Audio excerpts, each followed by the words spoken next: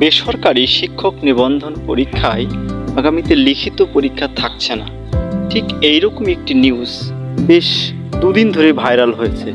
আজকে আমরা সেটি নিয়ে খুব ভালোভাবে জানার চেষ্টা করব। আসলে কি বিষয়টি সঠিক নাকি ভুল? চলুন। শিক্ষক নিয়োগ পরীক্ষা একটি বিশেষ ধরনের পরীক্ষা। এখানে একটি নির্দিষ্ট বিষয়ে পাণ্ডিত্য সম্পন্ন ব্যক্তিকে নিয়োগ দেওয়া হয়ে থাকে। অর্থাৎ আপনি যদি বাংলায় অথবা গণিতে অথবা ইংরেজিতে যে কোনো একটি বিষয়ে আপনাকে পাঠদান করতে হবে, যেখানে আপনার পর্যাপ্ত পাণ্ডিত্য থাকা আবশ্যক। কথা হচ্ছে যে সেই বিষয়ে আপনার দক্ষতাকে যাচাই না করে কি কখনোই নিয়োগ দেওয়া হবে? সেটি কি সম্ভব? আমি তো মনে করি কখনোই না।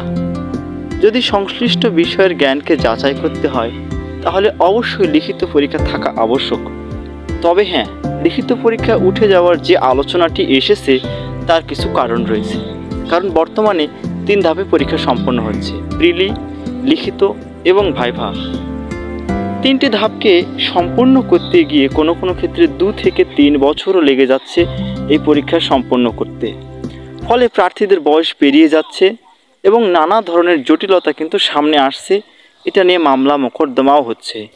ফলে এনটিআরসি কর্তৃপক্ষ পরীক্ষা পদ্ধতিকে পরিবর্তনের কথা ভাবছে।